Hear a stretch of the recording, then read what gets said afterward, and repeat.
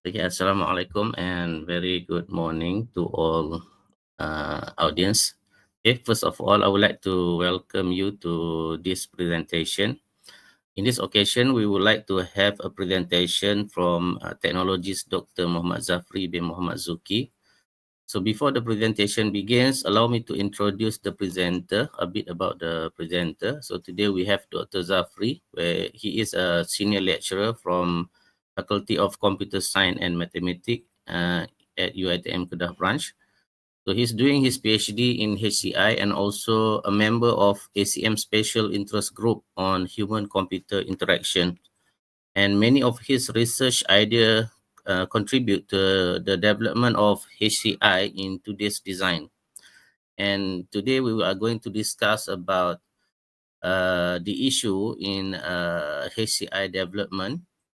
Okay, so without further ado, I would like to welcome Dr. Zhafri to deliver his presentation with the topic Human-Computer Interaction in the Modern Day Design. Okay, Doctor, the floor is yours. Okay, thank you to technologist Salehuddin Shuib for the introduction. Okay, and also thank you to the audience, Professor Madia, doctors, and then tuan-tuan dan puan sekalian yang join kita punya webinar series untuk hari ini. Okay, as introduced by technologist Salehuddin, okay, my name is Muhammad Zhafri bin Muhammad Zukhi, and I did my PhD in the area of human-computer interaction. Okay, to talk a little bit about my PhD research is about I developed a model that I named as cultural-based emoticon design model, or short term is culturecon. I name it as a culturecon, meaning that the design of emoticon, I would like to embed it with the element of culture. So from here, on the emoticon perspective, is relate with human-computer interaction, and then I embed it with the element of culture, so that it will be easier for the designer. They can refer my model in developing emoticon that possess the element of culture. Okay, because that is what is lacking in our social media application nowadays. Okay, so the topics that I'm going to talk or discuss today is about human-computer interaction in the modern day design. Okay, I share the slide.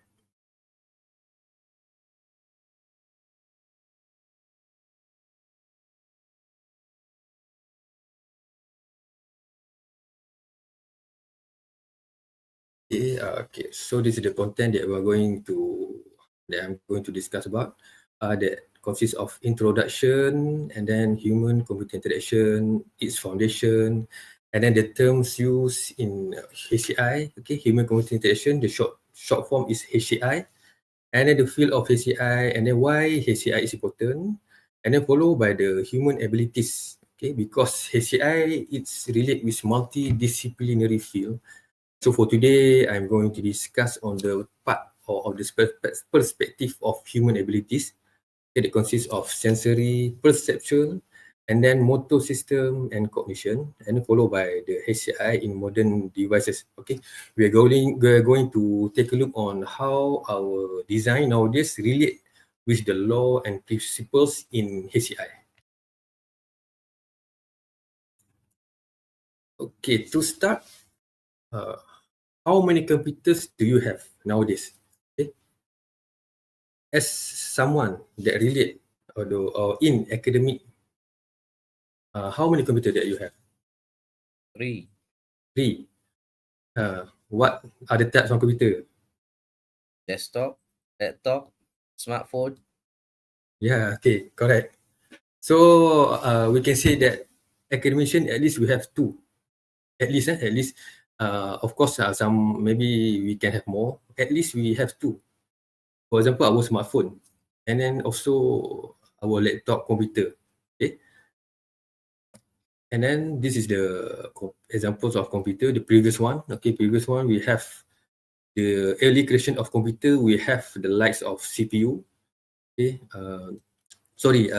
PC, personal computer, and after that we have the creation of laptop, okay, to make it portable. We can make it portable, can be moved everywhere. Okay, but then now the computer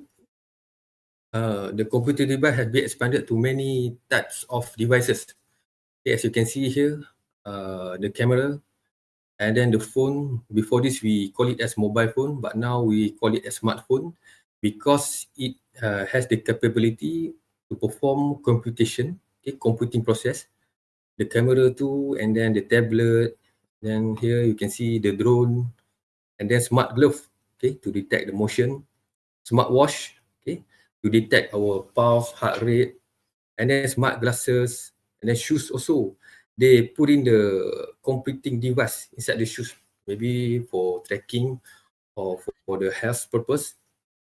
And then also in the car or in the aeroplanes, okay, we can see that we have the LCD at the chair, right? So meaning that we have embedded the element of computer into many devices. So this device can have the capability to perform computation.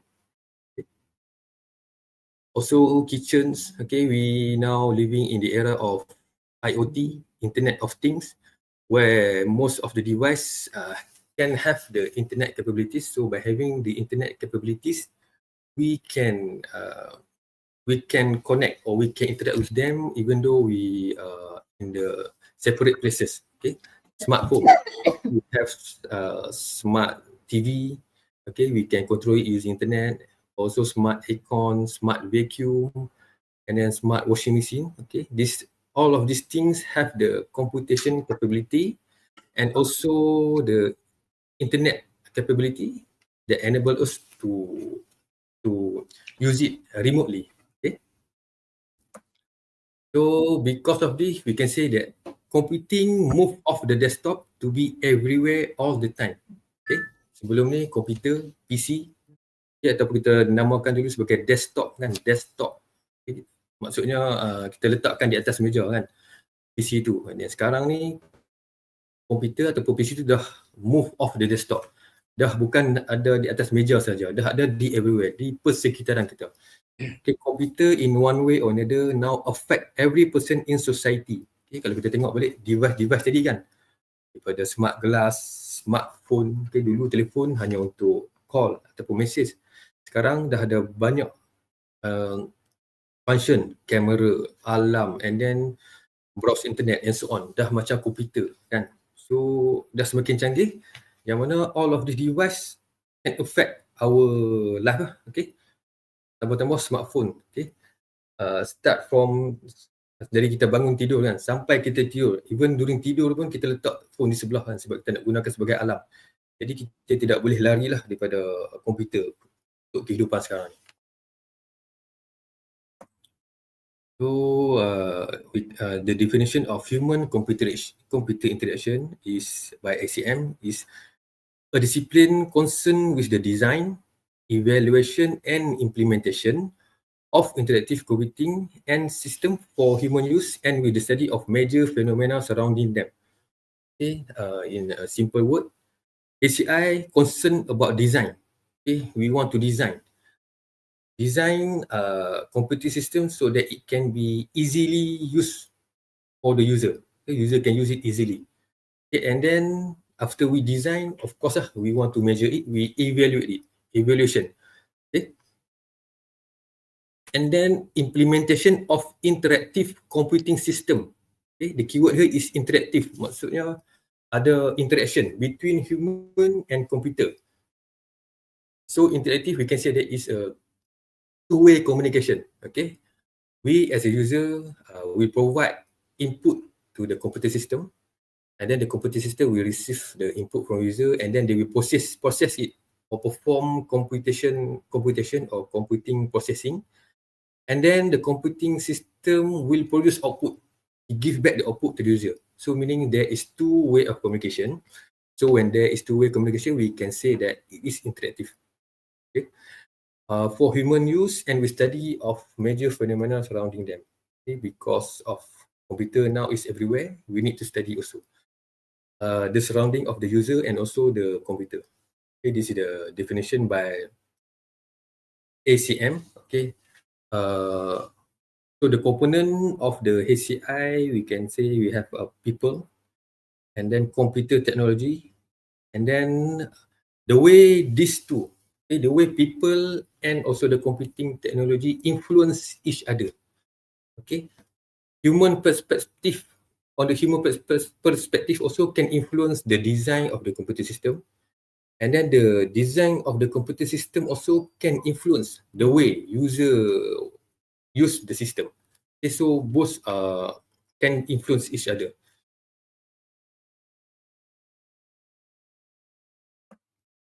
Okay, this is the foundation. Of course, the term itself, human computer interaction. So this is the compulsory lah, the foundation of human computer interaction. Okay, human, we can say is a person, whether it is individual or in a group or an organization that will use the computer system. Okay, and then we have computer. Computer, whether it is a device or in the form of system. And then based on these two, we are going to have the interaction. Okay, interaction is the, like I explained before, the communication between human and computer, or the dialogue, or the input and output between these two. Okay, between human and computer. So that the interaction is interactive, not one way only. Interactive. Okay. This is the overview to the field of HCI. Okay. As you can see in the diagram here, okay, HCI is a multidisciplinary field that consists of computer science, and then agronomy, engineering, design, ethnography, cognitive science, psychology, information, and etc. Okay. As you can see here, there are many fields. So that's HCI relate with all of this field. Okay. It is not possible to design effective interactive system from one discipline in isolation. Okay, we cannot say that HCI focus on computer science only. We cannot say HCI focus on design only. Okay, because the computer system, there are many scope, many user, and then many purpose. So that's why all of this field involved in HCI. Okay. But not necessary all in one design lah. Okay, maybe 2 or 3 or more. Okay, but not all lah. Okay, maybe computer science we involve about the engineering and design and sociology and psychology. Okay, but the keyword here is it cannot stand alone. It cannot focus only one field only. Okay, because the user will come from different type of field. So that's why I need to take a look on this multidisciplinary field. The criteria for system success. Okay. For the in-system engineering goals, to ensure whether it is success is we can measure in terms of the robustness ataupun ketahanan. Okay. How the system or the device handle with the external pressure, okay, or internal pressure. Contohnya device, computerized device kan, macam mana dia handle dengan kepanasan, heat, or bencana alam, ataupun within the system itself, berkenaan dengan trafik penggunaan sistem tersebut. Bila penggunaan trafik tinggi, adakah sistem tu mampu menghasilkan produktiviti yang sama seperti biasa, ataupun dia akan jadi slow down. Okay, itu berkenaan dengan robustness lah. And then the maintainability. Okay, when we design something, we produce a computer system or device, of course, we want to ensure that the system or the device will be used by the user for a long time. Okay, because of that, we need to ensure that the system can be maintained and can be up to date. Okay, from time to time, because people change. Okay, types of people change. And then the technologies also change from time to time. It keep on advancing. Okay, because of that, our system, computer system, need to be maintained and keep up to date, so that it is appropriate to be used at the current time and also for the future time. And then the other goals is about cost lah. Okay, cost, the lower the cost, the better. Semakin murah, semakin okay lah kan. Kita boleh kita nak menjimatkan cost tu. And then in terms of HCI goal, we have the usability, HCI. HCI goals maksudnya dalam kata yang mudah adalah macam mana kita nak membuatkan sistem tu mudah digunakan oleh user. Kita nak mengurangkan tahap kesusahan tu. Okay, kita nak bagi sistem tu bila user tengok senang dia nak gunakan. Itu adalah dalam bahasa yang mudah lah HCI goal ya. So for the usability, kebolehgunaan, kita akan tengok in term of user performance, speed dalam dia menggunakan sistem tersebut, ataupun bilangan error, ada berapa kesalahan ataupun no error bila dia menggunakan sistem tersebut. And then ease of learning and ease of use. Okay, ease of learning meanings the user don't have to put extra effort to learn on how to use the system. They can use it easily. Mereka tak perlu mengambil masa yang banyak ataupun panjang untuk belajar cara menggunakan sistem tersebut. Okay, and then ease of use, mereka merasakan mudah untuk menggunakan sistem tersebut. Okay, and then after that, we can take a look on the user satisfaction about the system, and then the physical comfort. Physical comfort ni relate dengan ergonomi. Okay, bagaimana bentuk fizikal, bentuk design sesuatu device tu dibangunkan. Okay, cara penggunaan, kedudukan penggunaan. Contohnya skrin dan mata kan, jarak antara skrin dan mata. Apakah jarak yang sesuai? And then ketinggian skrin, kedudukan tangan dan kedudukan kerusi semasa pengguna menggunakan komputer. Okay, supaya bila pengguna menggunakan komputer sistem tu tak efek kepada badan dia, tak sakit-sakit badan. Okay, bila dia menggunakan dalam masa yang lama.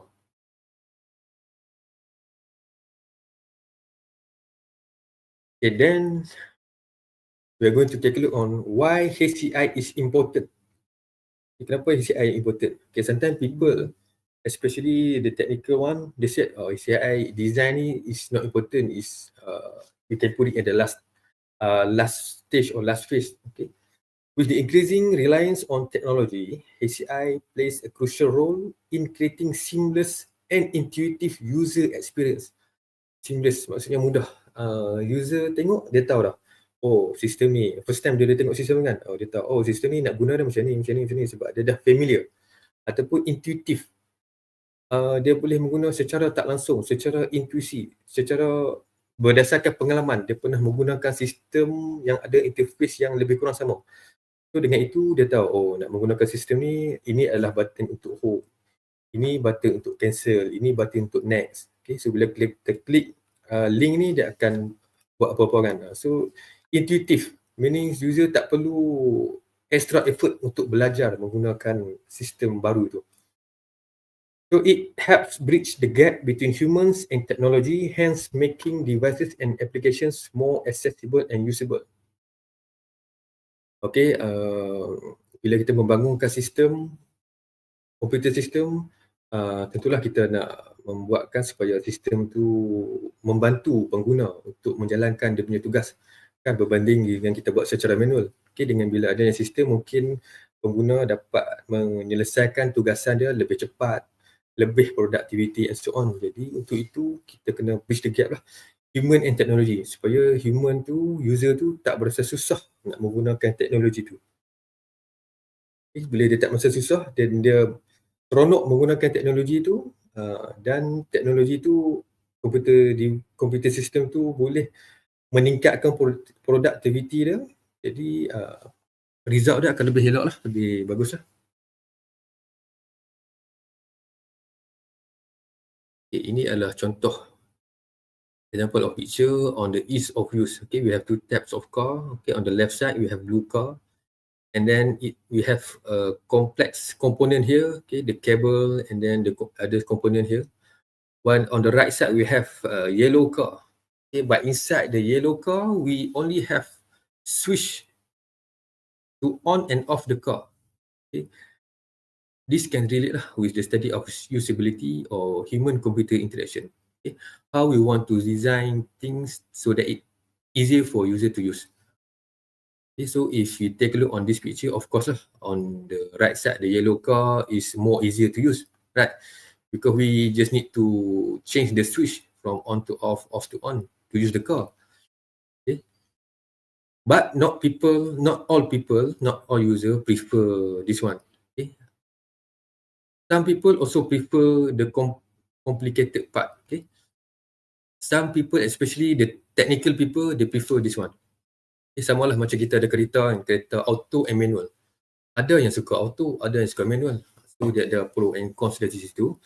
Semuanya HCI adalah satu study yang mana dia akan mencubalah untuk memudahkan penggunaan teknologi kepada pengguna.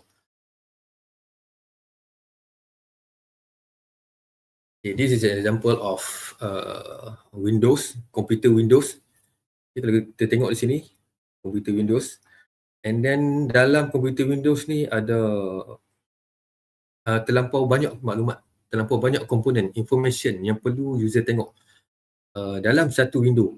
Kan, di sini ada file path, and then di sini ada file, and then di sini ada lagi sub categories, and then so many text field that the user need to fill. Okay, so this design is not good lah, because user need to take extra effort to learn. Okay, ataupun nak menghadamkan interface ni kan, dia ada banyak. Jadi user tengok tu dia jadi macam, kalau user yang tak biasa dengan computer system, dia akan serabut lah, dia akan tak tahu kat mana nak start dulu, kat mana nak mulakan dulu. Okay. Kalau user yang memang ada kepakaran komputer, high computer literacy, mungkin tak ada masalah lah. Okay, tapi untuk ACI ni, dia target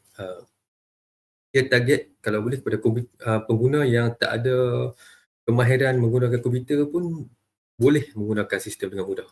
Itu adalah target lah untuk ACI. Jadi kajian mengenai ACI is important because this is an example lah. How can we solve this kind of interface so that it will be easier for user to use. Macam mana kita nak buatkan bagi interface tu mudah digunakan.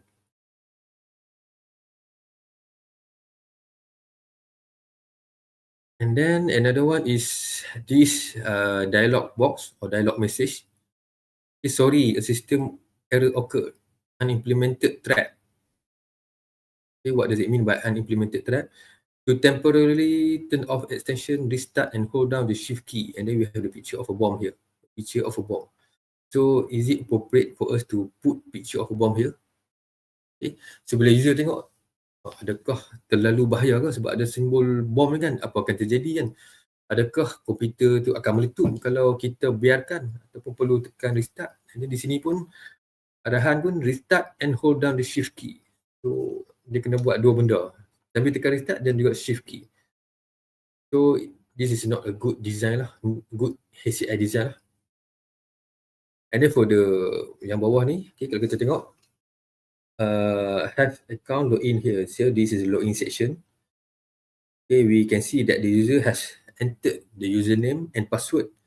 And then when the user try to log in, this is the message that appear, could not log in. Valid authentication credential were not provided. Okay, not provided. So dia cakap kita tak provide valid authentication. Okay, tapi di sini user dah masuk kan. Tetapi ini adalah satu HCI design yang tak bagus. Sebab apa? Valid authentication credential were not provided. Is that means the password is wrong? Message ni dia tak direct. Dia tak menyatakan, tak membantu user secara direct. Dia tak beritahu apa yang tak kena. Untuk error di sini. Adakah username yang error? Ataupun adakah password yang error? Okay. So user perlu ada extra effort untuk try and error. In case kalau user tak kenal pastikan yang mana error. Jadi user perlu test dulu username. Adakah username yang error? So dia tukar username. Tapi tak boleh juga. And then dia tukar password. So user pun kena ada extra effort lah untuk menyelesaikan masalah ni. Jadi untuk membantu, so error message ni sepatutnya nyatakan apa yang error. Okay. Dia boleh nyatakan di sini username error, please insert the correct username. So daripada situ user tahu password betul, username salah ataupun password salah. So kena membantulah user ataupun the message should be more direct lah.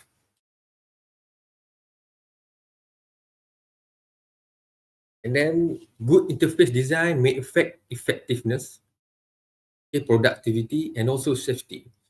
And then the unusable system costs money, organization reputation, time, and life safety. Okay, Organisation reputation ni, for example, of course maybe kita tengok kita punya kompetitor telah membangunkan satu sistem dan sistem tu digunakan oleh orang ramai kan. Okay. Jadi of course lah kita sebagai satu contohnya organisasi kompetitor untuk company tersebut cuba untuk fight kan. So kita pun bangunkan satu sistem.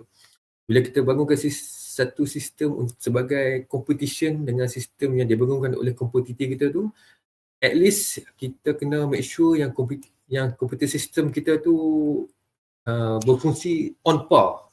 Okay, dia punya level tu at least on par with our competitor lah. If cannot be better. Kalau boleh jadi better, lebih bagus. Okay. So kalau kita punya computer system tu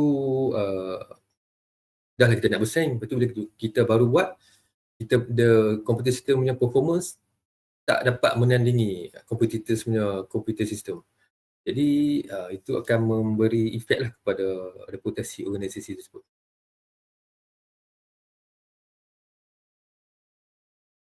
So we can say that the goals of HCI is develop usable product. Product that is usable, boleh digunakan. It is about developing interactive product that are easy, effective and enjoyable to user from the user's perspective. Jadi bila kita membangunkan sesuatu sistem tu, of course kita punya target user. Okay? Kita bangunkan sistem bukan untuk sistem kita yang gunakan, tapi kita ada target user dah. So daripada situ kita perlu tengok perspektif user tu. Adakah user tu mudah menggunakan? Adakah sistem tu dapat meningkatkan produktiviti user tu? Adakah sistem tu dapat membuatkan user tu seronok menggunakan? So kita kena tengok in term bila sesuatu computer system yang bagus tu, dia akan mengambil kira lah perspektif pengguna.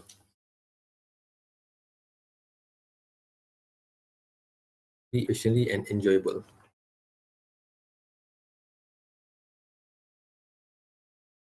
So for the important aspect of interaction, kita dah tengok kan human computer interaction. So how the interaction can happen?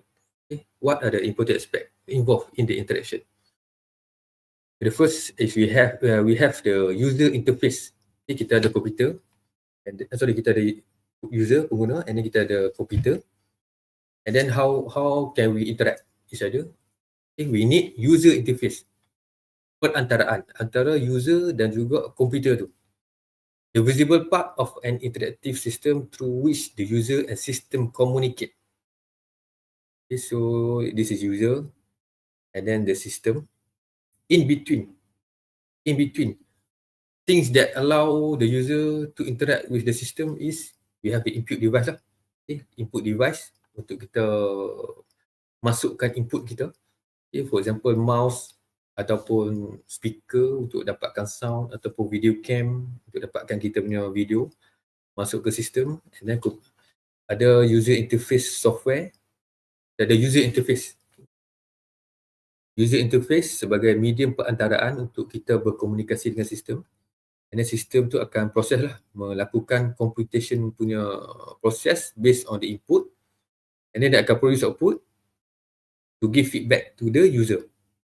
Okay, output dia boleh jadi melalui screen sahaja, ataupun melalui audio, ataupun melalui video, ataupun kalau kita connect dengan output device like printer, dan untuk kita print, akan produce paper lah yang ada printed punya version. Okay, and then human factors. Okay, because the system will be used by user, human, so we need to take a look on the human factors too, in terms of psychology of system user. For example, the vision, okay, and then the physiology of the system user. Okay, the hardware, physical part. It relate with the ergonomic. How the design of the computer system or the computer device can best fits with the ergonomic perspective.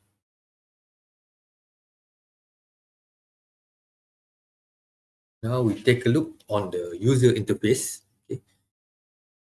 We have also human computer interface. Okay, to have interaction between human and computer, we need to have interface. ataupun paparan antarmuka yang akan menjadi medium perantaraan antara user dan juga komputer tersebut.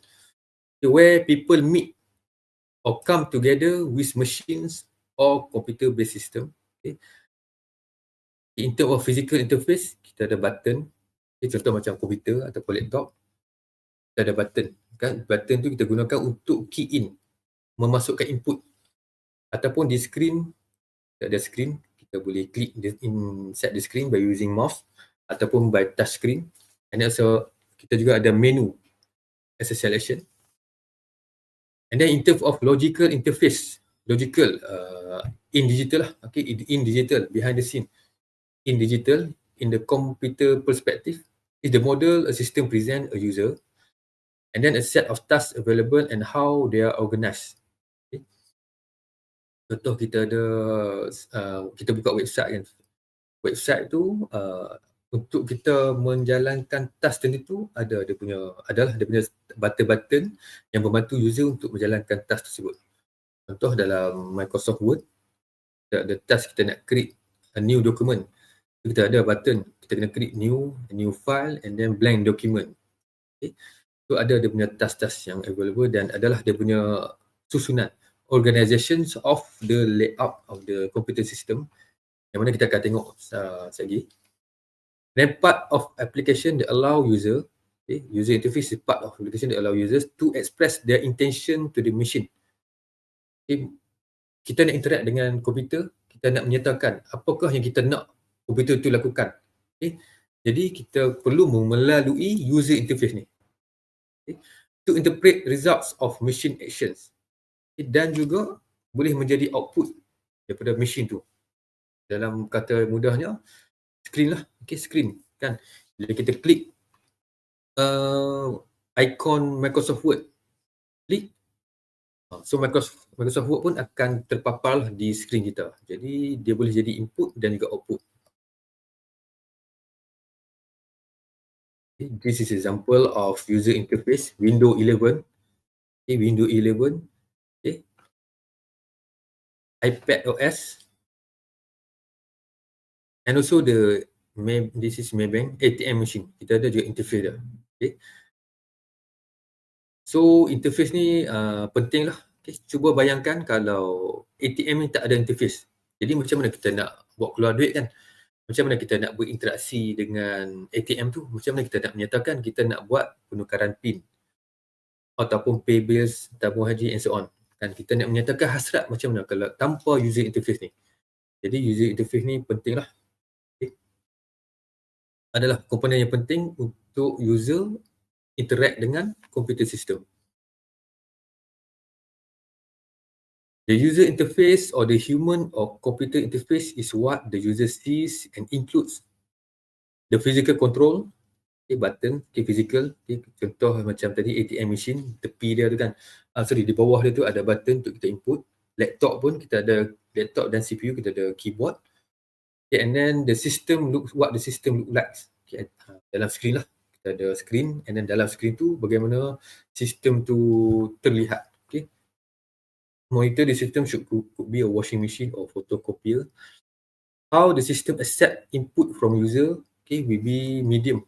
How system accept input from user, how the system respond to user input, and then how the system outputs the results of processing. Okay, this is the what user interface is. All those parts of the system is in contact with physical. Okay, physical, like I said, we have button. Okay, we can press physically, we can touch it, or we need to move the lever or mouse. Untuk menggerakkan mouse, kita kena menggunakan kita punya physical. Or perceptually, the device display or things on the screen or makes noises which we can see and hear. Ataupun output daripada device tu, how it respond, dia akan tunjuk melalui screen. Okay. So we consider it as a perceptually. And then conceptually, we interact with the device by trying to work out what it does and what we should be doing. So secara konsep, macam saya beritahu tadi, macam mana kita nak membuka Microsoft Word dan nak menggunakan. So kita tahu, ada icon, so kita kena klik icon. So bila kita klik icon, barulah Microsoft Word tu akan terpapar supaya kita boleh melakukan dokumen membina atau create new document. So that is belong on the conceptually.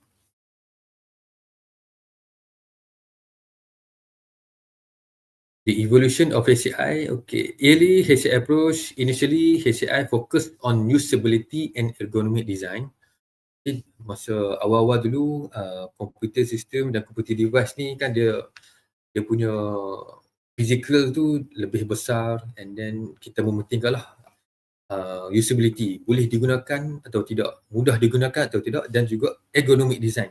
Macam mana kita nak design masa tu, teknologi masa tu, komputer punya device ni size dia agak besar berbanding sekarang. Jadi kita nak perlu menentukan macam mana design tu dapat disesuaikan dengan ergonomik, supaya bila pengguna menggunakan untuk tak ada efek kepada kesihatan dan juga kepada tubuh badan manusia tu. And then the goal was to create interfaces that were easy to learn and efficient to use. But then we moved to cognitive perspective. Okay. HCI evolved to consider cognitive aspect of human thinking and decision making.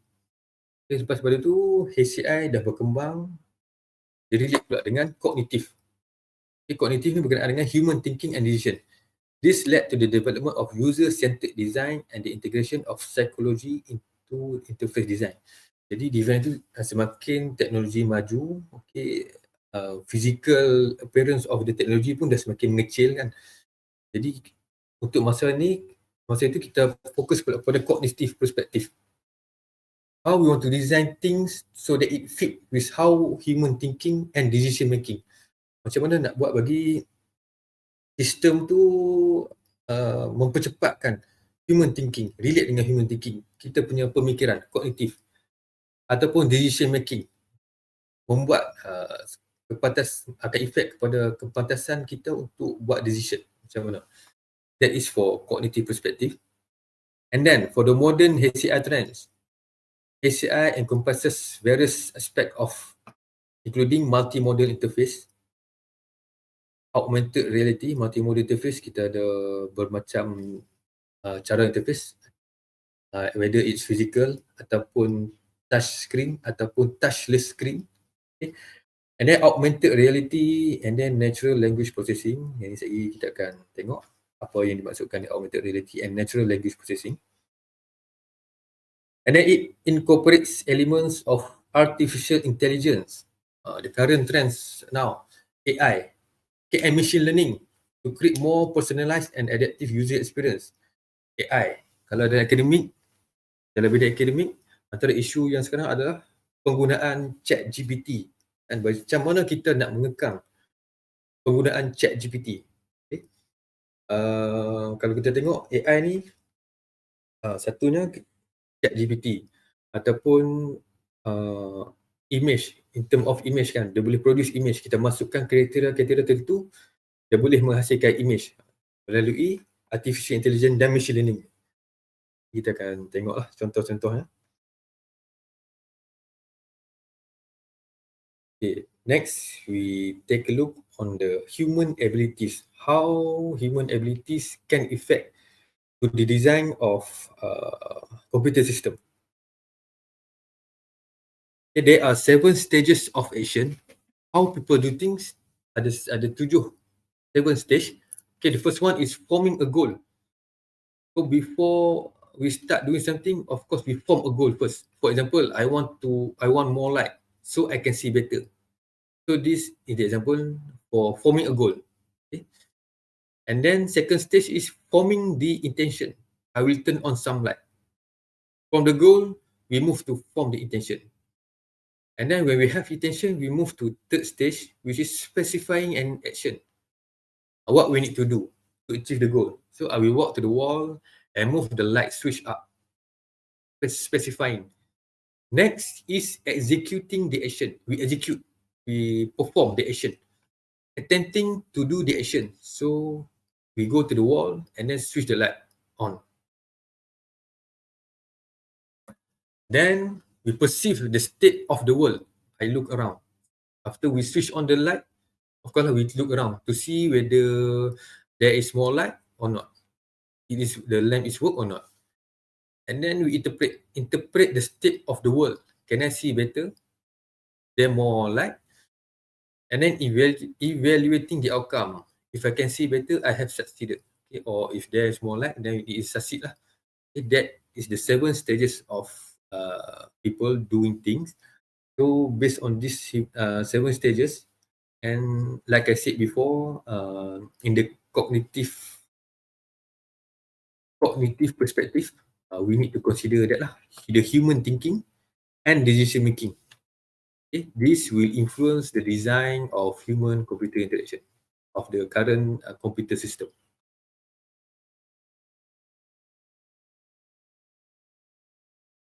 So for the human abilities, we have human model processor that consists of perceptual system, how we handle sensory stimulus, our sight, our hearing, our smell, okay, our sense of touch, okay.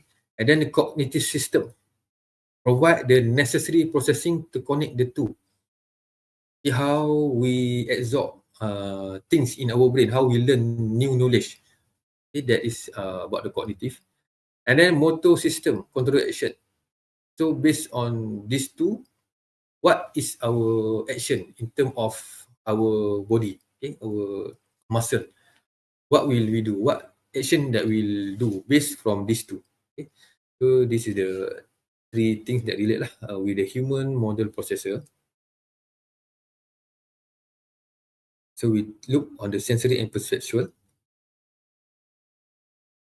Perceptual can be defined as the ability to interpret or become aware of something through the senses. From the sense, our sense of sight or hearing or touch, okay, how we interpret that. And then the sense is a faculty in which body perceive an external stimulus. Is sight, smell, hearing, touch, and taste and touch. Okay. Based on this sense, how we create the perception. Macam mana kita analyse benda-benda yang kita dapat daripada sense ni, sight, smell, hearing, taste, and touch ni, how we analyse the input. How we create the perception. Okay. Perception is the understanding of how we put together the basic features, okay, by our sight. We can take a look on HCC, colours, motion, depth. Kan kita tengok melalui pandangan kita. Kita nampak sesuatu objek tu, dia punya CC macam mana, colour macam mana, motion kalau ada pergerakan, ataupun daripada hearing, ataupun kita pegang kan. So macam mana kita create perception tu. To see a coherent, organized world of things or surfaces, perception is the key in processing information. So this is how it works in designing. Okay, we have designer to design the computing system, and then the user who will use the system. So on the designer, they have the design model, while the user also have the user model.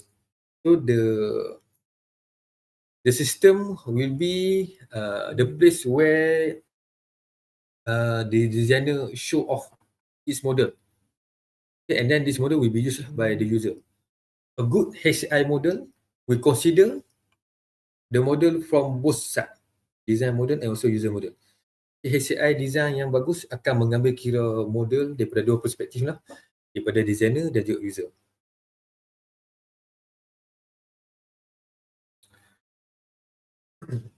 Next, we move to the sense of sight. Okay, human system is capable of perceiving object. Kita boleh perceive, tengok objek tu, kita boleh proses lah. Okay, kita boleh proses. For example, brightness of sunlight or darkness of night. Okay, kecerahan matahari kan. Kadang cerah, kadang mendung, kadang terik kan. And then darkness of night, kegelapan malam. Okay, kadang-kadang kalau tanpa cahaya bulan tu, nampak sangat gelap. Ataupun cahaya lampu akan jadi gelap. Okay, kita boleh perceive that. Rapidly moving object or rapidly decaying event. But human system cannot perceive bullet being shot. Okay. Peluru yang ditembak tu, kelajuan dia terlampau laju, kita punya pandangan mata tak dapat nak capture, tak dapat nak proses. ataupun plant growing. Yang ni slow sangat pula kan, tumbuhan membesar. Kalau kita tengok tu, kita tak perasan pun dia pertambahan. Sebab dia terlampau slow. Melainkan kita tengok hari ni, esok baru kita tengok pula, baru kita perasan perubahan. Dan juga infrared light. So human system cannot perceive this. So we can obtain info from this place which vary in quality, size and other characteristics. So this is the things that can influence the designs of the computer system. Perceptual processor is where physical store our sense. Our sense store in the perceptual processor, how it process between things that it can perceive, things that it cannot perceive, of course it will not process because we cannot store it. But then there are also elements that we can have pre-attentive perception. Pre-attentive perception ni maksudnya kita tak sedar, kata kita punya brain, kita punya otak proses benda tu, dapat menerima benda tu. Kita boleh lakukan secara tak sedar ataupun intuitively, secara intuitif, secara tak langsung. So because of this, we can exploit it in information visualization. So how to use them in visualization? Macam mana kita nak improve konsep pre-attentive ni dalam kita punya design. Kita boleh take advantage on that to capture user punya focus.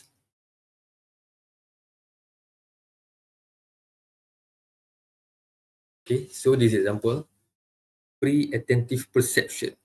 Okay, kita ada di sini screen. Okay, a series of numbers.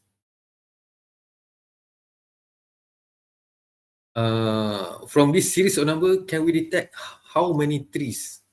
Berapa banyak bilangan number 3 ni? Untuk memahamkan apakah konsep pre-attentive ni, kita boleh detect tapi akan lambat lah. Kita akan scan satu-satu kan, 8, 5, 6 and so on. And then this kita jumpa 3. Kita tengok lagi. So dia jadi macam lambat. So macam mana kita nak apply konsep pre-attentive ni adalah like this. Sebab bila kita change the interface like this, kita akan nampak secara tak langsung, secara intuitif. So kita tahu, 3. So there are 4 trees in this series of numbers. Okay. Next, where are the cherries? Dalam gambar rajah ni. Okay, kalau kita tengok closely, kita nampak ada bentuk daun dan juga ada bentuk cherry. Okay. Kita boleh cari gambar cherry ni kalau kita tengok in detail kan, tapi dia agak lambat lah, agak slow untuk kita jumpa. Jadi kita perlu letakkan warna. Okay. Differentiate it through colours. So by having this, we can activate lah our pre-attentive perception. Pre-attentive. So kita tengok sekali imbas, kita dah boleh detect di mana cherry ni ada. Sini. Sebab warna dia berbeza, kontra kan, hijau dan merah.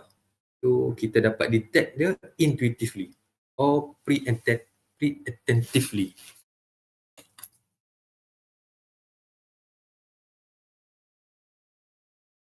So because of this, we can say that perceiving brightness subjective relation to level of light. Okay, macam tadi kita tengok, kita bermain dengan level of light, okay, untuk menonjolkan komponen-komponen ataupun elemen-elemen dalam sesuatu design. Affected by luminance, the amount of light reflected by an object, and then visual acuity increases with luminance as dusk flickers. Okay, ketajaman mata kita bertambahlah dengan luminance ni. The amount of light reflected to the object. So kalau kita bermain dengan colour, adjust colour dia supaya kita dapat activate kita punya pre-attentive perception. Perceiving colour made up of hue, intensity, saturation, cone, sensitive to colour wavelength, and blue acuity is lowest, green, medium, long. Okay, so colour sensitivity. Okay, ni is a bit common lah. Okay, as we age, lens yellows and absorb shorter wavelength. So, semakin kita meningkat usia, kita punya kanta pun akan jadi semakin yellow atau kabur. sensitivity to blue is even more reduced. Jadi kita punya kebolehan untuk detect warna biru ni, biru terang ni akan semakin kurangkan lah. Jadi kalau di sini kita perlu mengelakkan lah, we need to blue text on the dark background to be avoided. Okay, we have few short wavelength sensitive cones in the retina, and they are not very sensitive. Older users need bright color. So compare yang ni dengan yang ni, of course lah yang ni lebih mudah untuk kita detect, kita baca. Okay. So blue color or dark color should be used with the brighter background.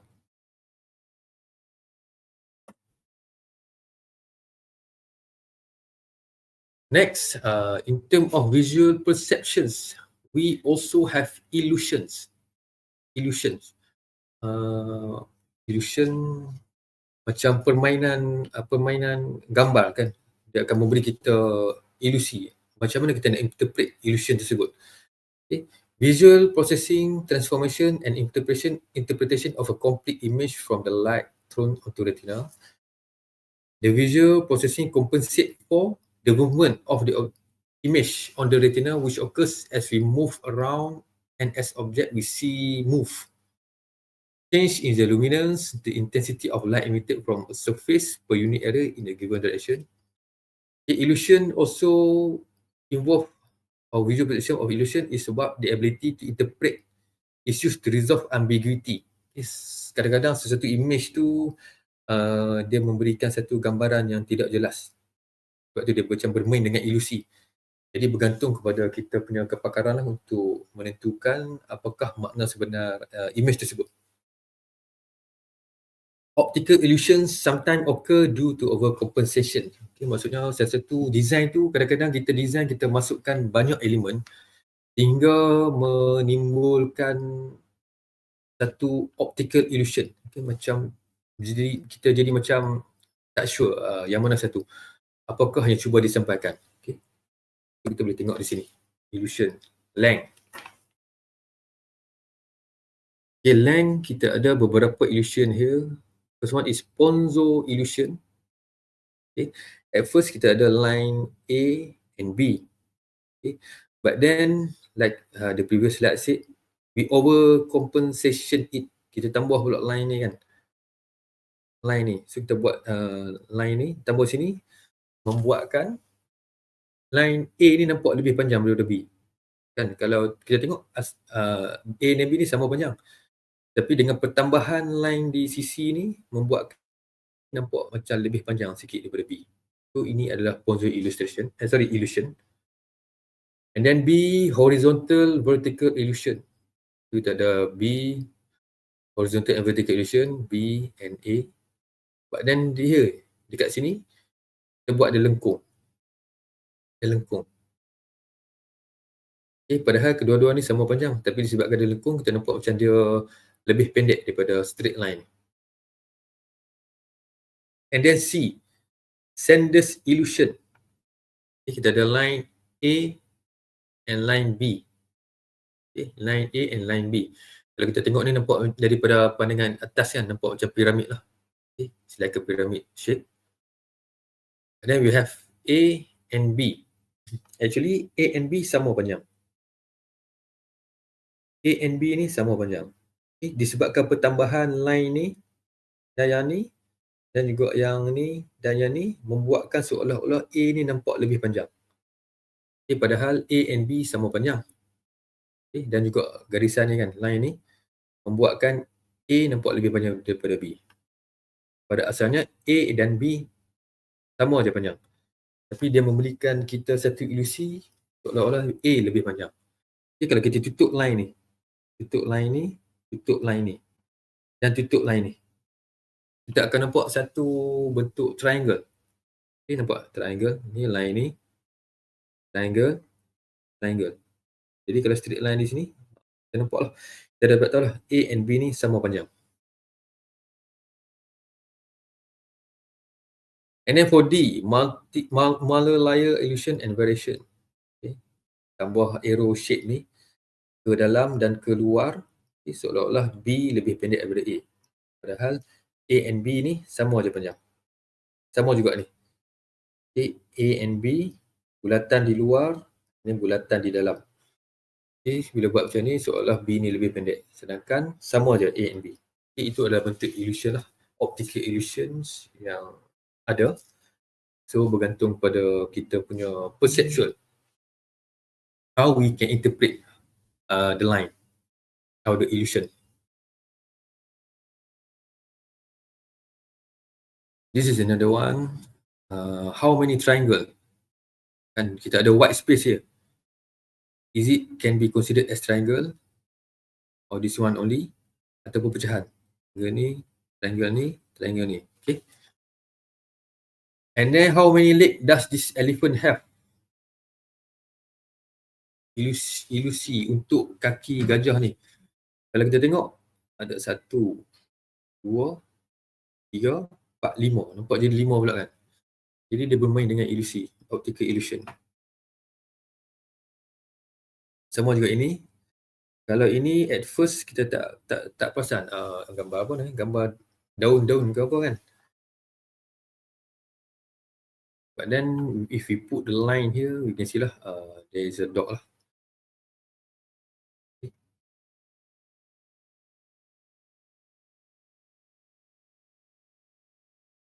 The next, in terms of sight on reading, okay, how we read. Okay. Text can be considered special case of visual processing. Okay, text kita interpret huruf A, B, C. Okay, A tu ada asalnya bentuk design. Okay, B pun design. Letters tu is the design. Okay, macam mana kita interpret design of A, B and C, sehinggalah kita boleh buatkan ia jadi satu word and then satu sentence. Jadi satu pembacaan. So majority of computer users are experienced reader. Okay, most of the computer user know how to read lah. Okay, many of the techniques used in reading are common amongst all readers. Okay, teknik membaca selalunya sama. Okay.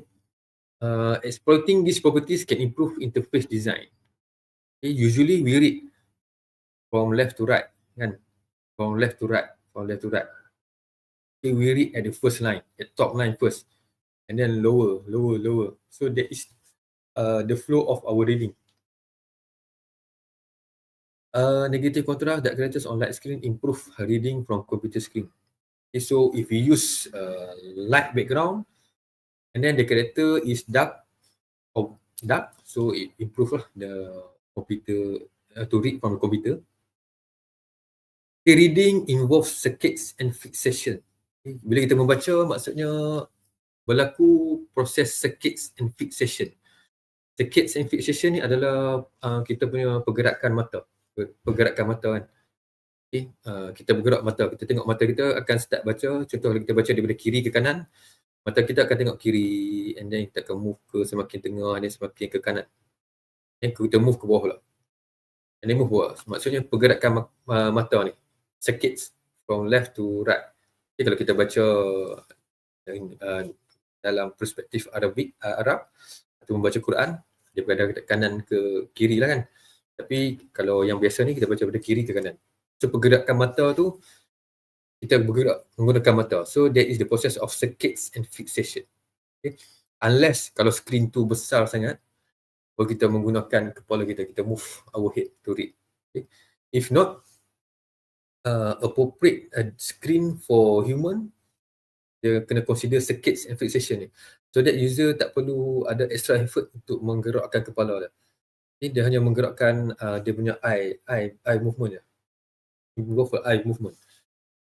Eye move forward and backwards over text. So contoh macam kalau kita baca ini, kita baca dari kiri ke kanan, daripada top baca ke kanan, okay, kita punya mata pun akan move. And then kita akan ke bawah balik, kita akan mula balik dari sini. Mula balik. Okay, tak pernah, bukanlah jarang lah orang baca daripada sini ke kanan, and then daripada kanan ke kiri, kiri ke kanan. So itu bukan teknik pembacaan yang normal lah. Okay. Normalnya kiri ke kanan, and then bila ke bawah, dia akan start dari kiri balik. InsyaAllah. So adult reads 250 words a minute. Common words can be recognized by shape rather than by their characters. Okay. Sebab apa saya cakap karakter tu adalah kita kenal dia sebagai satu shape, bentuk objek, shape, satu design, instead of a word, instead of a character. Kalau kamu boleh, rekan-rekan sekalian boleh cuba untuk baca teks ni tu. Boleh tak baca teks ni?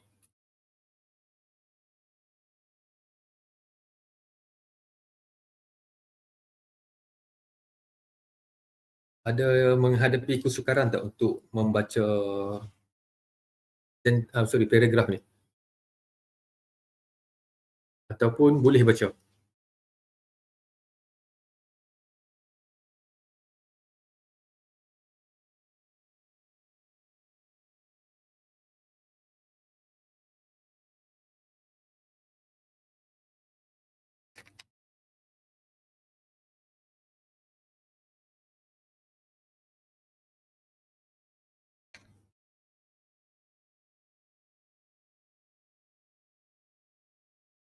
So kalau kita nak cuba baca, actually kita boleh baca. So I cannot believe that I could actually understand what I was reading using the incredible power of the human mind.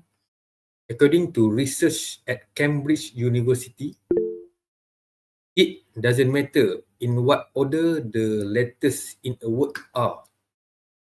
The only important thing is that the first and last letter be in the right place. So maksudnya kita boleh detect perkataan tu selagi mana first dan last letter ada di kedudukan yang betul. So di tengah dia, kalau di kedudukan tak betul pun kita boleh detect apakah tulisan tu. So the rest can be a total mess and you can still read it without a problem. This is because the human mind doesn't read every letter by itself, but the word as a whole. Amazing. So sebab tu kita detect something tu dalam bentuk visual. Dalam bentuk design. Kita taklah analyze word by word. So that's why jika mana satu perkataan tu depan dan belakang dia adalah betul untuk word tersebut, kita boleh detect. So contoh macam ni, this kan. Depan dia T, belakang dia S. So walaupun tengah dia ni tak ikut turutan, kita boleh detect dia sebagai this juga.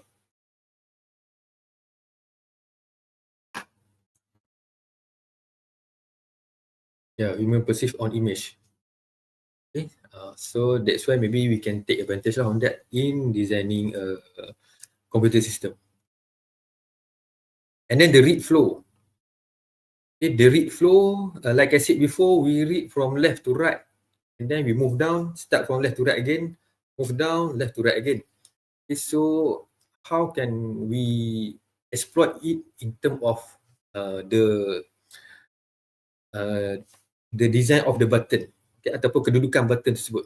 Action button, action item, button or links, things that when we click, we'll do something, should support the flow of the user in the same way as reading occurs.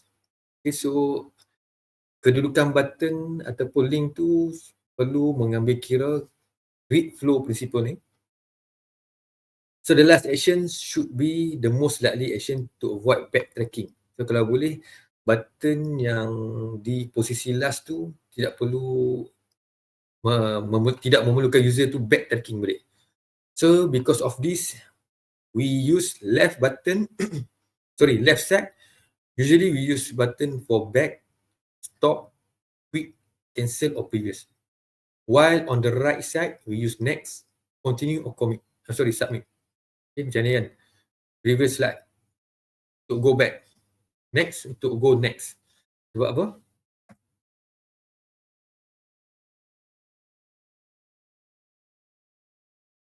This is the flow. Kalau boleh nampak ni, flow ni. Kita baca di sini. Kita start dari sini, kiri. Go kanan, ke bawah, kita start kiri balik. Kanan, bawah, kita go balik.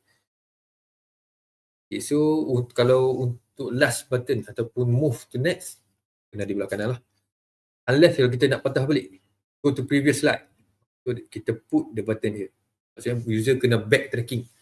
Pembacaan tu, flow tu, sini dah hujung.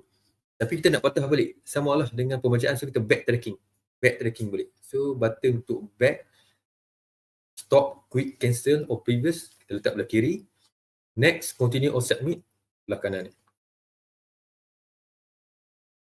Okay, this is the interface lah that apply the read flow. Okay, kita baca di sini kan, show form, so on, sampai last sekali apa action last yang perlu diambil, kena open lah kan, kena open the file. Kita select dah and then kita open lah.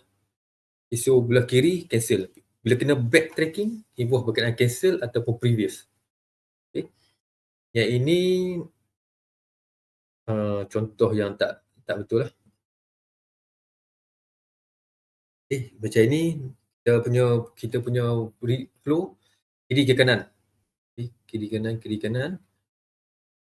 Okay, bila last step sepatutnya sini, yang ni step yang seterusnya ataupun yang last sekali kan, yang seterusnya patutnya di sini lah, tapi dia letak di sini, means kita kena patah balik untuk go to next.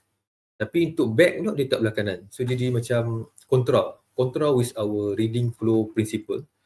So this is not a good design lah. Okay, patutnya dia kena terbalikkan, go to step 1 ataupun next ni di belah kanan, back ni di belah kiri.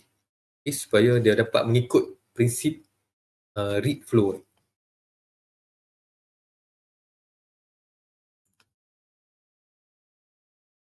Okay, then human abilities in term of motor system.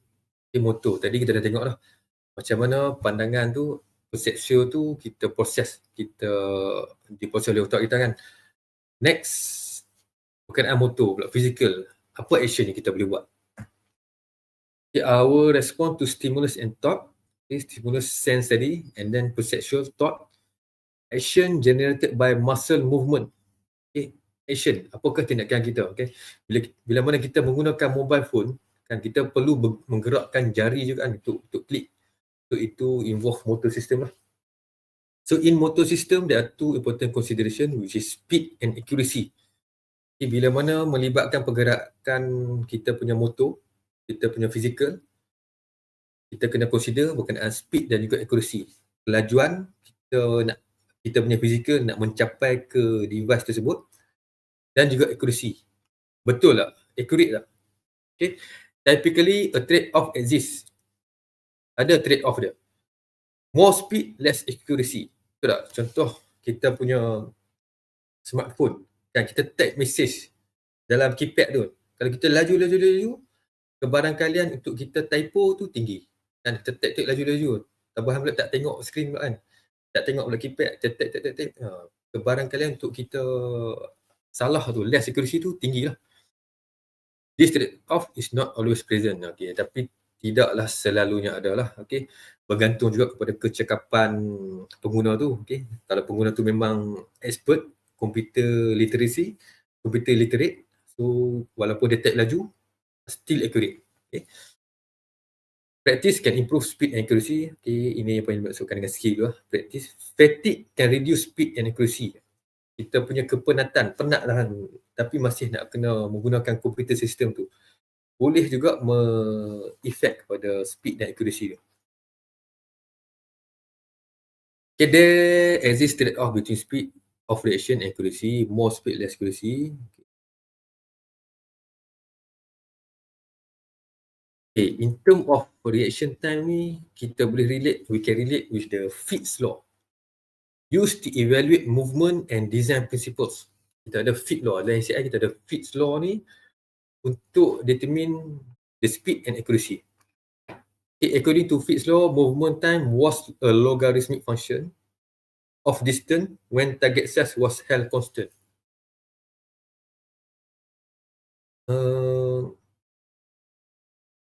Jika button size tu constant, jadi movement time tu ada dalam bentuk secara logarithmic.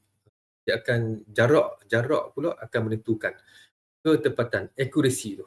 Kita tunjuk dalam bentuk saya tunjuk dalam bentuk gambar rajah. Okay. Fitts law, often cited as Fitts law, is a model of human movement in human computer interaction and algorithmic that predict that the time required to rapidly move to a target area is a function of the distance to and the size of the target. Jadi mengikut pada Fitts law ni, distance dan juga size target tu memainkan peranan penting dalam menentukan speed dan accuracy. Fitts law can be used to determine the size and location of a screen object. Disebabkan itu, kita boleh apply Fitts law ni untuk menentukan size dan juga location button ataupun link dalam satu interface. So the bigger an object and the closer it is to us, the easier it is to move to. Dalam makna kata yang mudah, semakin besar objek dan semakin dekat dengan kita punya jari lah kan, tempat untuk kita interact tu, jari, dan makin mudah lah untuk kita move tu. The quicker you can reach a target object, the more convenient and easy it is to use. Makin cepat kita boleh dapat sampai dekat target tu, semakin selesa lah dan senang digunakan. So macam ni lah. Okay. The farther away an object is, the longer it takes to acquire with a mouse. Okay, contohnya macam ni. So in order to keep the average acquisition speed, object needs to be larger. Okay, so kalau jarak macam ni, jarak antara kita punya mouse cursor dengan button macam ni, size dia sesuai macam ni. Okay. Mengikut Fitts law lah. Kalau jarak mouse di sini, button di sini, jarak dia macam ni, size sesuai button di sini. Okay. Tetapi kalau jarak dia jauh berbanding atas, size dia lebih besar lah. Dia macam ni yang sesuai. Untuk menentukan kecepatan untuk kita sampai kepada button ni. Okay. Kalau jarak macam ni, tapi size button macam ni, kan, bila kita laju, mungkin accuracy tu berkurang. Mungkin kita klik ke tempat yang tak kena button dia. Tak hit the button appropriately. Kan, kalau jarak ada jauh, dan button tu size kecil. Jadi, untuk yang jauh ni, better lah kita besarkan dia punya button. So design tu sepatutnya, button design tu kena besarkan. So that the speed and accuracy will be equivalent lah. Okay, ini pula contoh dalam bentuk, let's say kita guna iPad, okay, tablet. Okay. Distance to a target, and A is the distance to target, B, size of the target, affected the speed at which a user could effectively reach the target. Okay, contoh kalau kita guna iPad, tapi button dia ada di atas, kan, button di atas, kita punya jari di sini, kan, jadi jari nak mencapai button link ataupun button ni jauh, jadi dia tak efektif lah. Okay, sebab dia jauh, jadi secara yang betternya adalah letak di bawah. Okay, semakin dekat dengan kita punya fizikal yang nak menggunakannya. So dalam konteks ni adalah ibu jari lah, okay, kita punya thumb. So di sini cepatlah kita nak klik, kan, lebih convenient. Okay, kalau tidak, macam mana kita nak capai ke atas, kan, so kita memerlukan extra effort. Applied by designer to suggest moving target button closer, making them larger for extremely commonly used button. Okay, untuk button yang memang kekerapan penggunaan dia tinggi, make it larger.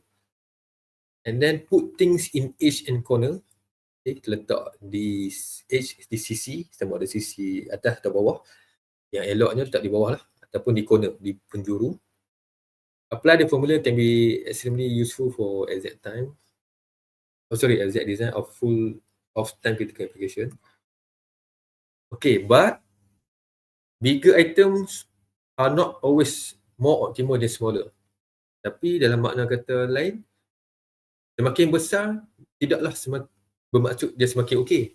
Okay, contoh macam ni, borang ni kan, form ni, and then button dia is this one, dia punya lebar dia sebesar ini.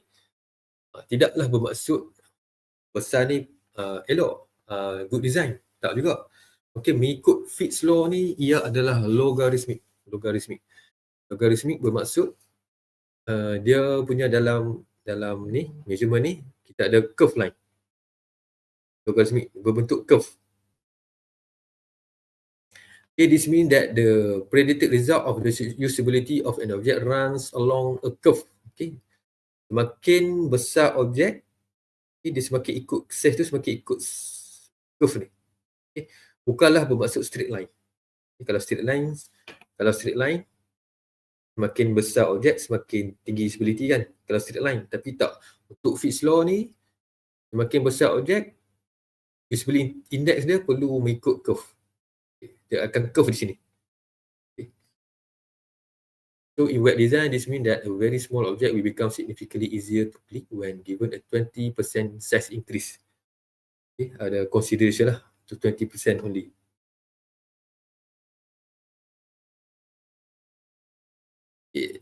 Example of Fitts law yang di-apply dalam sistem. Mobile apps yang menggunakan Fitts law, contohnya ada banyak lah ni antaranya lah. We have Lazada, Shopee, and also this one Shein. Kalau kita tengok di sini kan, button add to cart, buy now, dia letak di bawah kan, bawah, di edge bawah, di sisi bawah dan di corner, supaya mudah untuk jari kita klik kan. Disebabkan itulah most of us, kebanyakan kita terperangkap dengan penggunaan Lazada dan Shopee ni. Cadang awalnya nak tengok lah, nak saja cuci mata. Tapi disebabkan button ni, design dia nampak color merah, and then color terang kan. Yang Shopee pula orange, membuatkan kita rasa tempted to touch. Rasa, terteringin kan, kita tekan beli. So, end up kita pun terbeli benda yang kita tak plan nak beli pun. So, this is why they design it like this lah. They apply the Fitts law. Membuatkan pengguna tertarik nak menggunakan. Easier to use. Senang je nak tekan button add to cart, buy now. Kalau dia tak hujung atas ni, susah lah sikit. Kita nak beli pun susah sikit kan. Tapi disebabkan dekat dengan kedudukan ibu jari kita, membuat kita senang nak membeli. And then, human abilities cognition. Cognition is the mental action or process acquire knowledge and understanding through thought, experience, and senses. And then the cognitive psychology is the study of how people perceive, learn, and remember. Macam mana user dia nak tengok sistem tu mudah untuk dia hadam. Cara penggunaan, belajar cara penggunaan. We focus attention at the interface. Macam mana kita nak membuatkan user tu ada focus attention. Locating information on screen guided by its relative importance. Important requiring immediate attention, prominent. Contohnya button-button yang kita selalu guna, function yang kita selalu guna di dalam mobile smartphone kan. Dia letakkan, dia susun di sini. Wah, call, browse online, message or play music di sini. Ini untuk button yang kita selalu guna. Ada part dia, ada susunan dia. So dia susun di bawah. Sebab tu dia ada di sisi dan di bawah supaya kita punya ibu jari ni senang nak capai. And then less important, less prominent but in a consistent location. App yang kurang digunakan tapi masih guna, dia ada di sinilah. Tapi di consistent so that kita tahu bila nak guna, kita just go to that area. Much less important, not presented but available on request. Much less important. Maksudnya yang tak jarang digunakan, sebenarnya kita letak tak nampak ataupun terselindung. Contohnya dalam setting lah. Dalam button setting ada lagi detail-detail dia. So detail-detail dia tu dia tak keluarkan. Dia simpan di setting. Dalam setting. Jadi bila mana kita nak menggunakan, baru kita klik button setting. Dalam tu adalah apa yang kita nak setting kan, detail dah. So bukan kita guna selalu kan. Ada satu occasion yang kita akan guna, tapi kita tak boleh delete juga. Kita akan adalah beberapa, walaupun kita jarang guna, tapi kita ada certain point kita akan guna. So kita simpan di tempat yang tersembunyi lah. Untuk sebab apa? Sebab kita tak perlu nak fokuskan sangat. Itu bagaimana kita design something based on the importancy. And then structuring information kita susun dalam group, untuk memudahkan kita nak mencari, kita buat dalam group folder. So untuk susunan interface ni kita boleh apply desktop law ataupun principles. Desktop adalah perkataan Jerman. It's a psychology term which means unified whole. Maksudnya macam mana kita tengok sesuatu tu as a whole, secara gambaran penuh. Okay, bukan kita tengok part by part. Itu adalah apa yang dimaksudkan Gestalt Hall. Okay, Gestalt principle. Gestalt principles ni ada proximity, group by distance or location, or similarity, group by type, symmetry, group by meaning, continuity, group by flow of lines, and closure, perceived shapes that are not completely there. Kita tengok. Okay, ini Gestalt. Macam mana susunan dia, okay, menggunakan huruf tu. Okay, kita tengok yang detail. So Gestalt principles is about the negative space has long been a staple of good design. Leaving white space around elements of a design is the first thing that usually come to mind. Selalunya bila kita tengok sesuatu design tu kan, and then kita ternampak white space ataupun space yang tak digunakan tu. Okay, kadang-kadang space yang tak digunakan tu ada maksud-maksud tersendiri ataupun kita yang interpret dia. But then there are design that use that white space to infer an element that isn't actually there. Contohnya macam ni, FedEx. Okay, secara sebentar selalu kita nampak FedEx only. But if you take a closer look between E and X, kita akan nampak arrow shape ni. Okay, arrow shape. Oh, maksudnya ada lagi. FedEx cuba nak menyampaikan something melalui sini. So dia mengeksploitasikan white space here that make it look like arrow shape. Okay. The human brain is exceptionally good at filling in the blank in an image and creating a whole that is greater than the sum of its parts. It's why we see faces in things like tree leaf or sidewalk crack. So kadang-kadang kita tengok awan kan. Tengok awan kadang-kadang tak nampak bentuk awan pun, tapi nampak macam bentuk tulisan ataupun bentuk lukisan kan. So itu relate lah dengan Gestalt principles ni. So yang first kita ada similarity. It's about how we perceive objects that share the same characteristic color, shape, size, texture, and rotation, as being part of a set even when they are not adjacent or close position. How does it apply to the user interface design? Element that share the same characteristic shows us that they are part of a group. So, kalau kita tengok contoh dalam mobile app ataupun web design, okay, basically kedudukan dia macam ni. Okay, kita ada di sini maybe home button and then this is several buttons. And then sini ada kedudukan flash information yang selalu bergerak. And then di sini adalah di mana Gestalt law principles are applied, the similarity. Di sini kita letak objek-objek yang similar, ada similarity, kita letakkan di sini. So, kita tahu kategori dia, similarity allocated here. Contohnya macam ni lah, kalau kita buka website Spotify, di bawah tu Spotify price section using the similarity in its price section. Okay. Dia punya bentuk sama and then color theme pun sama. So, kita boleh consider it as similarity from the Gestalt principle. And then continuation. Okay, the law of continuity posits that human eye will follow the smoothest path when viewing lines, regardless of how the lines were actually drawn. Okay, so secara kalau manusia ni, kita tengok line tu, kita akan tengok yang smooth. Okay, walaupun dia berbeza warna. So kalau untuk ini, walaupun dia warna macam ni, merah kan, kita akan tengok ke sini, ke bawah ni. Yang smoothest, yang smooth.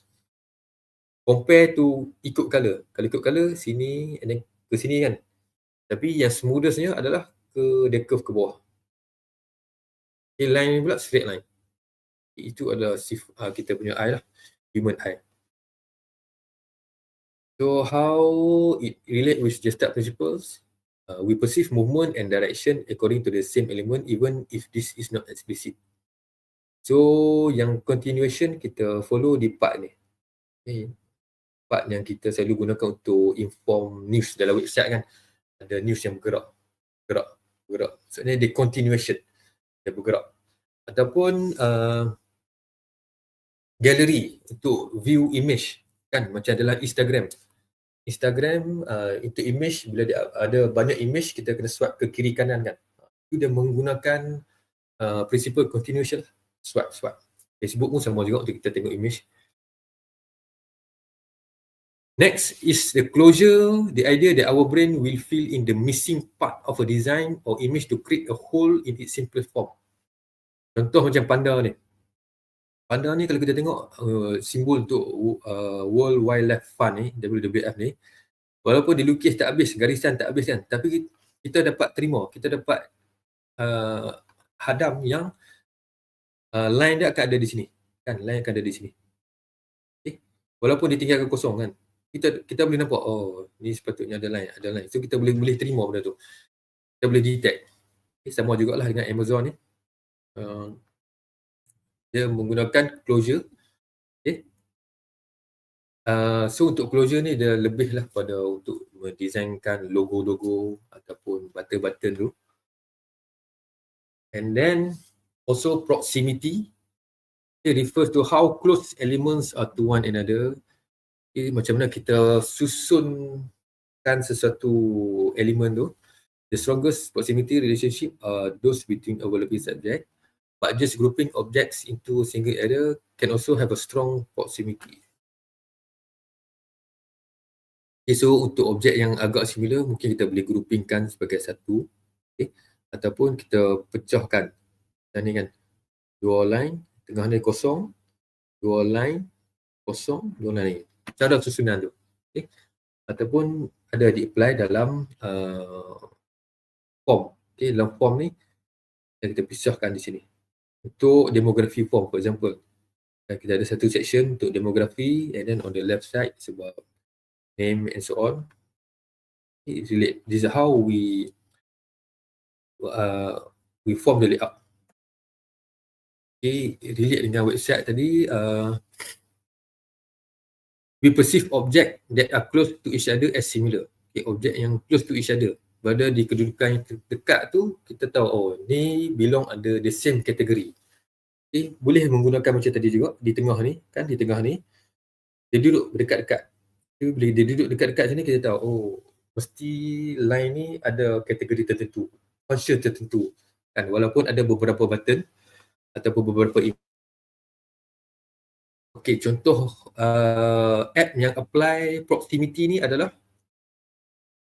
for example, Instagram story, interface design, applied proximity. Okay, kalau kita tengok Instagram dekat homepage kan, di atas, dia duduk berdekatan. So kita tahu, oh ini untuk story punya section. Okay, ataupun di profile page, story yang user simpan, save, archive. So dia akan masukkan dalam sini. So kita tahu, oh ini tempat section ni adalah untuk story. Bila di profile page, bila di homepage, section di atas ni adalah untuk story. So kita tahu, susunan tu, function dia untuk apa. And then figure and ground ni, gambar background dan gambar depan. Macam mana kita membezakan gambar depan dan belakang. So kalau kita tengok image ni, okay, kita boleh nampak kalau kita boleh nampak apa pokok kan, dalam masa sama di white space ni kita boleh nampak gambar gorila dan juga harimau kan di sini. Kita tolong kasih cepat sikit.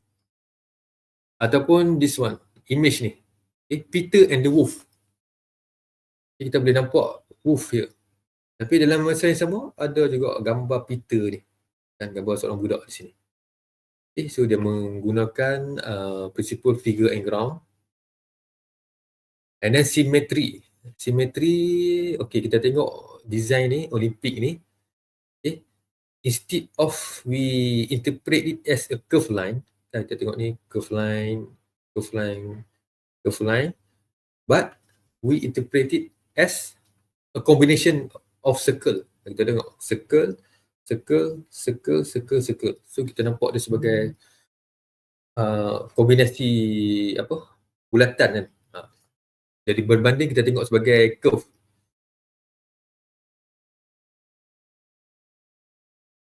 So dalam design, okay, dalam web design ataupun sistem web mobile app design, inilah, okay. Simetri dengan sini. Okay. Kedudukan dia agak simetri, sama. Okay. Ini dalam Evernote, simetri, side. Okay, but then we also have Stroop effect. Stroop effect is how we perceive the actual meaning of the design. Kan? Macam mana kita tengok, adakah apa yang otak kita interpret tu sama dengan design tu. Okay, so cuba try, say the colour of the words. Okay, book, colour kan, dia cakap colour. So green, red, blue, yellow, pink, black. Okay, so okay kan. Walaupun tulisan dia lain, tapi kita boleh, daripada colour tu kita boleh detect kan. Kalau yang ni,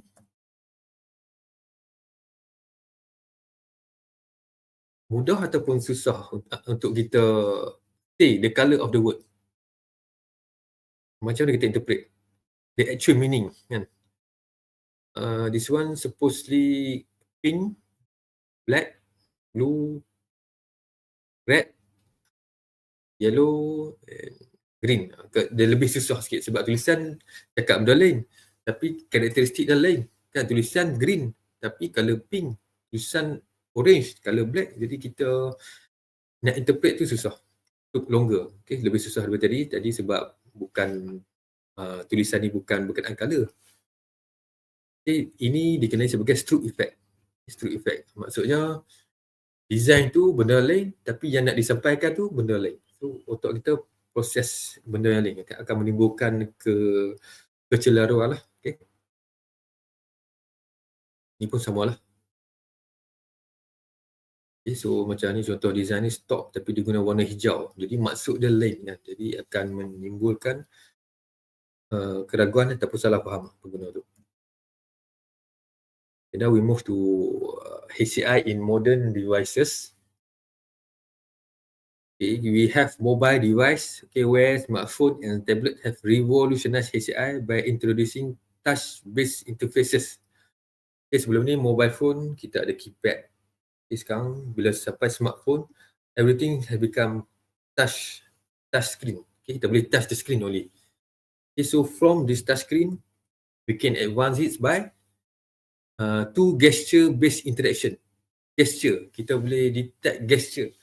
So ada Samsung dulu ada eye tracking, yang mana eye tracking ni dia membolehkan user menggunakan mata untuk scroll the page kan, untuk reading kan. Reading dia hanya tengok screen, and then dia hanya use eyes untuk scroll kan. Dia tengok bawah, tengok atas, so dia akan scroll, automatically scroll.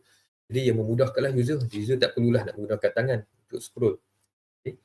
Means dia menggunakan gesture, dia detect eye movement to scroll the page. But then also it can be used to game, and then in medical, okay, kita menggunakan gesture untuk detect kita punya pergerakan di dalam komputer sistem tersebut.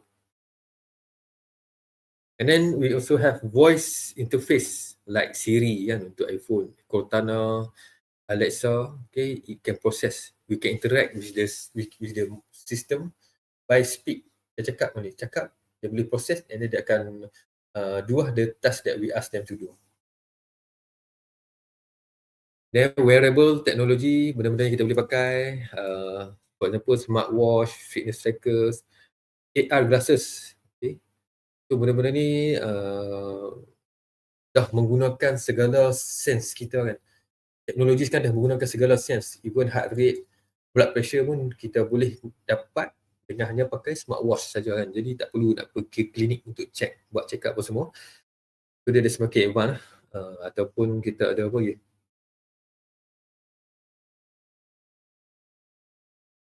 smart glass, okay, and so on. And then Internet of Things, kita boleh control devices melalui internet walaupun kita berada di jarak jauh. Okay, as long as the device has computing capabilities and internet connection, then we can use it. And then augmented reality. Okay, kita ada augmented reality. It's a technology that lets you see the real life environment with a digital augmentation, overlay of images, sound or text that reinforce your reality. So kita guna, contoh kita ada tu game kan, Pokemon Go, yang mana kita letak kita punya screen, buka app tu, letak di environment, and then dalam screen seolah-olah ada benda, ada objek di dalam persekitaran tu. Tapi in real world tak ada, kita boleh nampak dalam screen kita saja. Jadi benda tu boleh digunakan untuk game ataupun digunakan untuk decoration kan, untuk rumah kita nak dekor, kita nak check cat apa yang sesuai untuk rumah. So kita letak kita punya phone di dinding tu, and then kita cuba masukkan cat apa sesuai, nak tengok colour macam mana kan.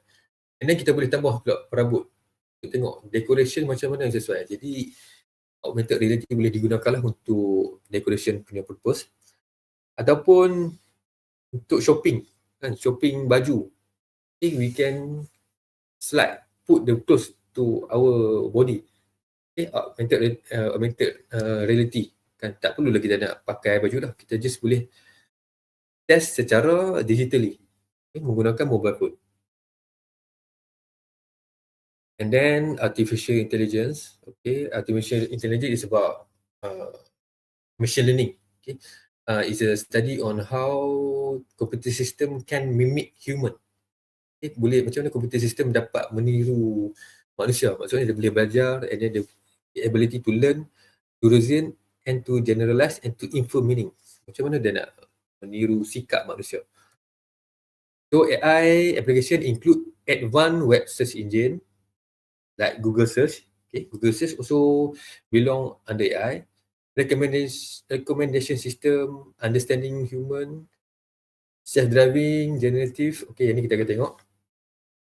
Okay, advanced web search engine. Dan kita ada guna Google setiap hari kan. So Google ni termasuk dalam AI lah. Sebab dia tahu, bila kita search, kita minta dia buat something, dia know where they can get the information. Either by typing, ataupun by voice, ataupun by image. It can help us to find the information. And then recommendation system. For example, YouTube. Okay, YouTube bila kita sign in, and then kita search di YouTube, okay, based from our preferences, YouTube can suggest to us. Okay, it can recommend to us based on our preference kan. Dia tengok kita punya kekerapan buka sesuatu video dalam YouTube. Dari situ dia boleh suggest. Dia akan tambahlah iklan-iklan yang mengikut kita punya preference, akan semakin bertambah lah. Akan semakin menonjol. Sama juga di Facebook ataupun Netflix kan. Dia tengok kita punya preference, kita suka genre macam mana, dia akan tunjuk iklan yang banyak lah, yang bersamaan dengan genre yang kita selalu tengok. And then self-driving car, Waymo. Okay, Waymo ni satu company, dia buat self-driving car. Dia ada sensor, lidar system, forward facing camera, self-driving sensor. So dia akan boleh drive sendiri. And then generative or creative tool. Okay, ChatGPT. Okay, generative or creative tool. Maksudnya dia macam boleh pula bagi cadangan, boleh bagi idea kepada kita. Dia jadi kreatif. We ask the question, it provide the answer. Okay. Quillbot is used to paraphrase. Kita masukkan kita punya sentence or paragraph, and then we want to improve. We can use Quillbot. We suggest as which sentence is better. You can improve our sentence. And then also Grammarly, to improve our vocabulary or our grammar. Okay? Check our grammar. And then emerging technologies, okay, the technology that maybe can be in future is ACI will continue to evolve with advancements in AI, virtual reality, and brain-computer interfaces. Okay, the future of ACI hold exciting possibilities for immersive experiences and direct brain-computer interaction. Okay, maybe in future kita boleh tengok pula. Kan sekarang ni dah bentuk AI, kita ada ChatGPT and so on. Okay, benda tu juga merupakan isu buat masa sekarang ni. And then ada juga pendapat daripada ada juga pendapat yang mengatakan kajian berkenaan AI ni patut di slow down sebab kita sebagai manusia masih belum mampu untuk menghadapi ataupun mengekang kemajuan AI ni. Tambah pula dalam bidang kemisian kan. Kalau kita bagi student buat assignment, dia menggunakan ChatGPT, so macam mana kita nak menanganinya. Okay. So maybe in future kita boleh ada pula relate pula dengan brain kan, macam mana brain. Kita berfikir saja boleh buat decision on something. We interact through brain. Who knows in future? Okay, this is my picture several years ago during my PhD study. Saya menggunakan satu device ni, okay, headset ni.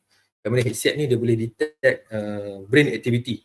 Masa tu dia boleh detect lah kita punya electrical signal from the brain. So dia boleh menentukan kita punya mood and emotion. Okay. So conclusion, HCI plays a crucial role in model design. By focusing on user needs, preferences, and seamless interaction, HCI enhances the usability and user satisfaction of technology. As technology continues to advance, HCI will remain essential in creating meaningful and intuitive experience of users. So that's all. Thank you for listening. Okay, thank you, Dr. Zhafri. What a very informative presentation.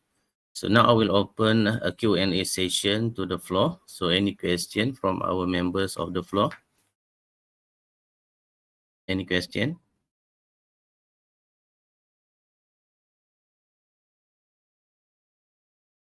Ya, sebarang soalan kepada semua audien? Okey, Doktor. Tadi kita tengok daripada penjelasan Doktor tadi, okay, kebanyakan HCI ni dia bila dibangunkan, dia memudahkan pengguna lah untuk pengguna dari segi device ataupun sistem ataupun aplikasi. Jadi, how HCI practitioner determine or measure whether the design is usable or not? So the question is about how we can measure the usability of the HCI design, right? Okay, so in order to measure or to determine ataupun nak menentukan adakah design tu usable, berguna kepada user atau tak, of course kita kena membuat usability testing kepada user itu sendiri. Okay, apabila kita nak membangunkan sesuatu sistem, kita dah buat analisis, kita dah analyse dah siapakah target user kita, and then apakah scope ataupun function ataupun tugasan, task yang sistem tu boleh lakukan untuk membantu target user kita. Okay, daripada situ kita design. So bila design ni, kita ada beberapa level of prototype. Okay, several level of prototype. Okay, kita ada low fidelity prototype, medium fidelity prototype, and then full version prototype. Okay. So untuk setiap level prototype ni, kita boleh test kepada user. Apa kita buat usability testing. Kita bagi user guna. User gunakan dulu. Okay. Kita buat prototype, sampel prototype untuk user guna. Okay. Bukan final version lagi. User guna dulu. And then kita buat usability testing. Yang mana usability testing tu kita ada task-task lah. Kita assign task kepada dia. Contohnya kita buat social media punya application. Jadi task pertama kita minta user buat macam mana kita nak register pada app tu. Task kedua, macam mana user nak login. Task ketiga, macam mana user nak buka profile user yang lain. So ada several task. So daripada situ kita tengok penggunaan pengguna tu. And then kita akan tengok dari segi kecepatan, speed dan juga error. Adakah pengguna tu dapat melakukan tugasan tu dengan cepat ataupun lambat. Kalau dia boleh buat cepat daripada average time, maksudnya efektif lah. Dan kalau number of error pun kurang, kiranya efektif lah. Dan apabila kita habis membuat usability testing tu, selalunya kita akan dapatkan jugalah tanya feedback daripada user. Okay. Untuk tanya feedback daripada user ni, kita apply Technology Acceptance Model punya principle, TAM. Okay. Dalam TAM tu kita ada elemen perceived ease of use and perceived usefulness. Okay. Perceived ease of use tu kita akan tanya user, adakah sistem ni mudah digunakan? Adakah sistem ni seronok digunakan? Adakah user perlu extra effort untuk belajar cara menggunakan? Itu untuk ease of use.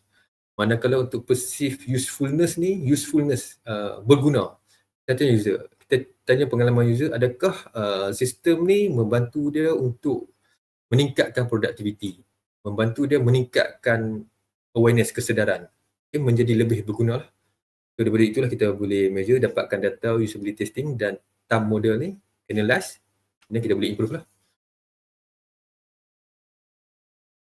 Okey, apa isu-isu tu yang timbul masa sekarang ni berkenaan dengan HCI design ni? Okay, HCI design antara isu dia actually kalau kita tengok samalah dengan komputer punya area yang lain. Okay, one of it is ethical lah, etik, and then another one is about cultural. Bila kita membangunkan sistem, kalau boleh kita nak tengok, kita nak pastikan macam mana sistem tu can be used cross culture, walaupun berbeza budaya, orang boleh guna sistem tu. Okay, sebab kita nak, kalau boleh scope tu kita nak besarkan lah, kan macam social media, Facebook. Okay, kalau Mark Zuckerberg hanya target untuk orang Amerika, so macam mana pula penerimaan orang di Asia ni kan. Jadi sebab itu skop dia besar, dia kena fikir macam mana kita nak, isu dia adalah itulah cross culture. Okay, sebab culture di barat dan di Malaysia tak sama. So macam saya buat dulu, saya buat emoticon dan juga culture. Saya nak meshkan dua ni kan. So that saya namakan sebagai culture recon. Okay. Culture recon ni kita dapat tengok penggunaan design. Okay, design web daripada barat tak sama design daripada Asia punya perspektif, tak sama, ada perbezaan. Termasuklah juga penggunaan emoticon. Okay, contoh mudah yang saya boleh bagi adalah lambang rainbow pelangi tu kan. Di barat mungkin mereka interpret rainbow tu sebagai simbol LGBT. Kita di sini mungkin kita ada rainbow pelangi kan, so nampak cantik kan. Jadi berlaku perbezaan pendapat situ. Isu dia itulah, culture lah. Okey, baik. Kepada rakan-rakan yang lain, ada lagi soalan yang ingin ditanya kepada Dr. Zhafri? Mungkin ada sebarang satu lagi dua soalan yang boleh kita buka sebelum kita tamatkan sesi kita pada pagi ni. Baik, sebelum tu kita dah pun postkan link kehadiran dekat bahagian chat box kita tu. Boleh isilah bagi semua peserta yang hadir pada pagi ni. Boleh isi link kehadiran tersebut dan akan mendapat jam latihan lah. Ada lagi soalan sebelum kita tamatkan sesi? Assalamualaikum Dr. Zhafri. Salam ya. Saya tanya, kalau HIC ni dia ada kaitan juga tak dengan bidang ergonomik? Macam ergonomik ni kita kalau nak buat satu produk tu kita akan mengambil kira faktor human being lah kan. Contoh kalau nak buat kursi, dia kena ikut posture badan. So kalau HIC ni dia ada kaitan dengan ergonomik tak? Bidang ergonomik. Okay, so macam saya tunjuk tadi kan, dalam HCI tu apakah field yang terlibat.